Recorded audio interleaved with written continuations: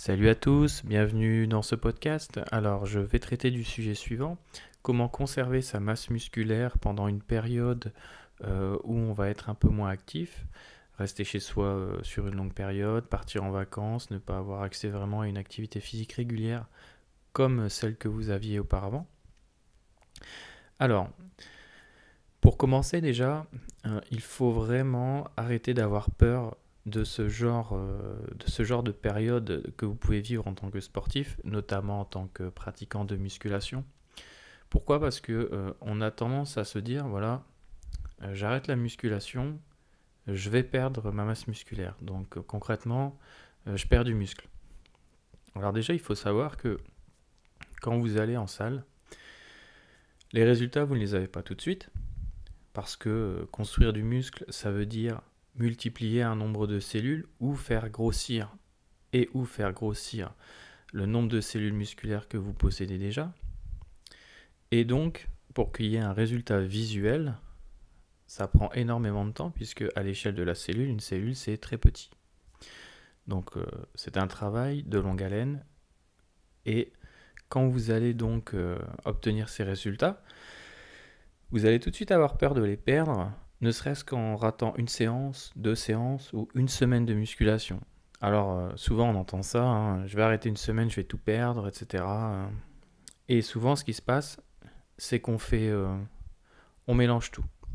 Quand on arrête un certain temps et qu'on reprend après cette période d'arrêt, ce qu'on peut observer, c'est que clairement, on perd de la force. C'est normal, les connexions neuronales se sont légèrement modifiées, entre guillemets, puisque comme on ne commande plus, on n'administre plus autant de contraintes aux muscles, le recrutement nerveux n'est plus aussi efficace. Ça, c'est une chose.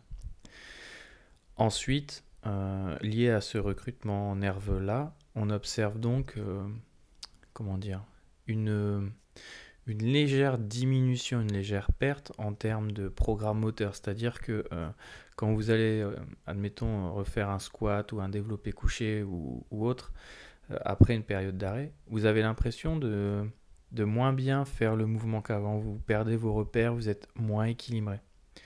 Bon, alors ce schéma moteur, qui est programmé et qui est travaillé et qui est construit nerveusement, va induire du coup une perte de force puisque votre recrutement est moins efficace. Ça, c'est la première étape. Ensuite, ce qui va se passer, c'est que en termes de masse musculaire, après une période d'arrêt, vous n'allez pas perdre de masse musculaire. C'est complètement faux. Ce qui se produit bien souvent quand vous observez dans la glace ou même dans vos vêtements une sensation d'être moins serré, etc. Donc oui, j'ai perdu du muscle, je me sens moins serré dans mes vêtements, etc. Ce qui se passe, c'est la chose suivante. Quand vous vous entraînez d'office, en général, hein, vous avez une alimentation qui est équilibrée, vous buvez suffisamment, et donc votre muscle, lui, a besoin de se reconstruire. Et pour se reconstruire, il va stocker de l'eau, il va stocker des nutriments, etc.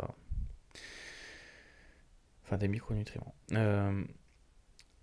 Et c'est ce stockage-là d'énergie qui va créer donc un volume de cellules. Donc la cellule va avoir son volume et en période d'entraînement, il va être relativement conséquent. Associé au nombre de cellules musculaires de votre corps, ça vous fait donc un volume global qui va faire que vous allez vous sentir un peu plus serré dans vos vêtements, vous allez paraître dans la glace un peu plus volumineux, c'est tout à fait normal. Donc ce qui se passe quand vous allez arrêter, d'office, vos muscles vont stocker moins d'eau, moins d'énergie. Alors on va être un peu plus précis. Quand je parle notamment d'énergie, je veux parler de glycogène.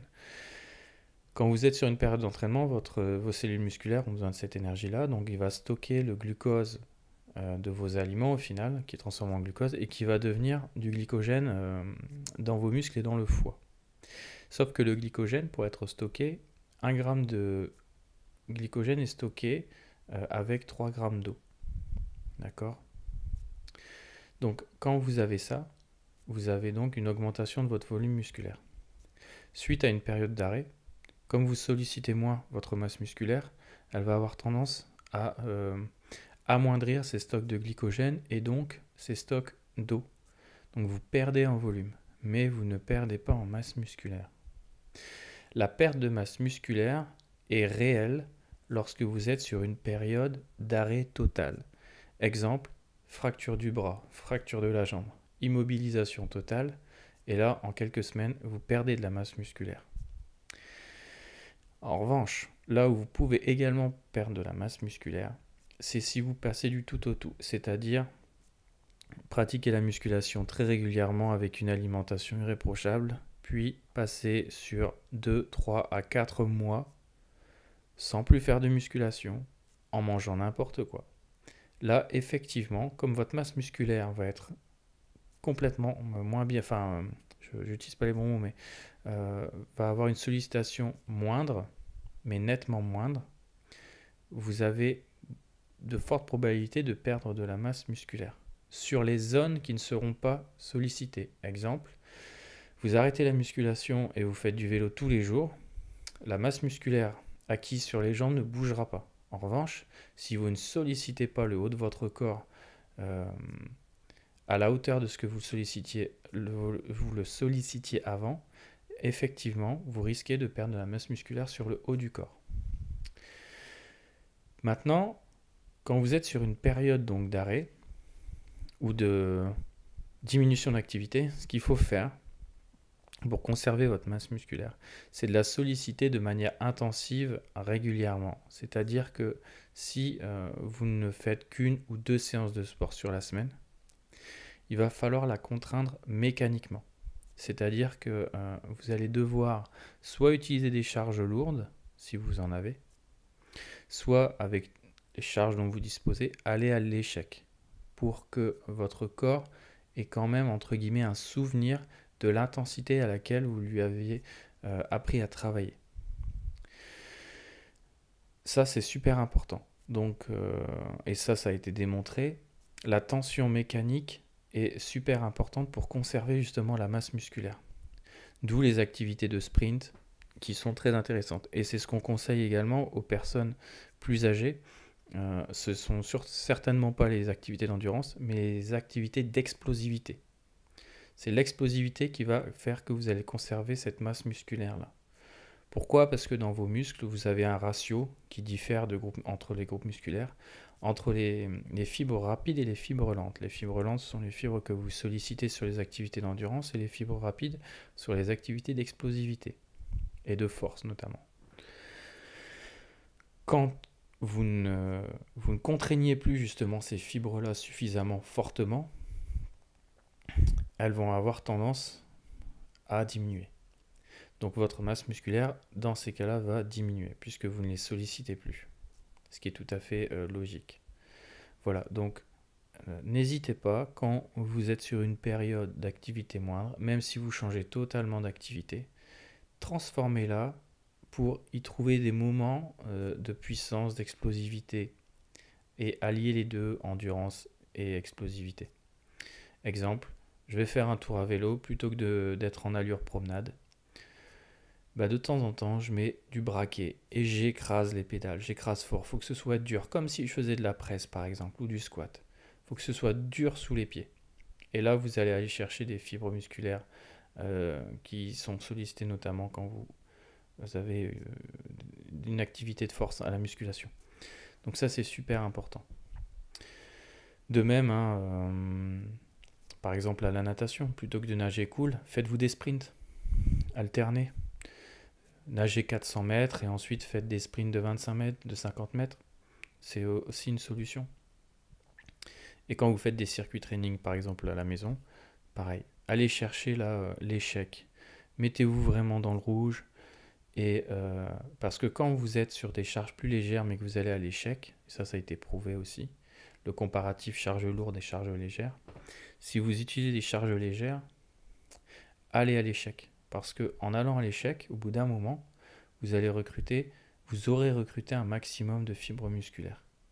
Parce que entre chaque catégorie de fibres, au bout d'un moment, elles vont se relayer pour pouvoir continuer à fournir l'effort nécessaire jusqu'à ce que vous soyez à l'épuisement total.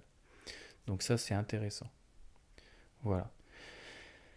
Je pense avoir fait un bref tour, parce que c'est un sujet quand même assez tabou et qui prendrait énormément de temps à être épluché, surtout si on va s'appuyer sur des recherches scientifiques et être beaucoup plus précis que ce que j'ai été là.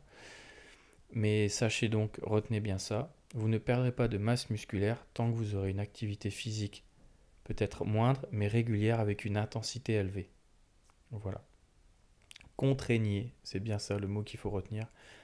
Contraindre vos muscles au niveau de donc en termes de tension mécanique.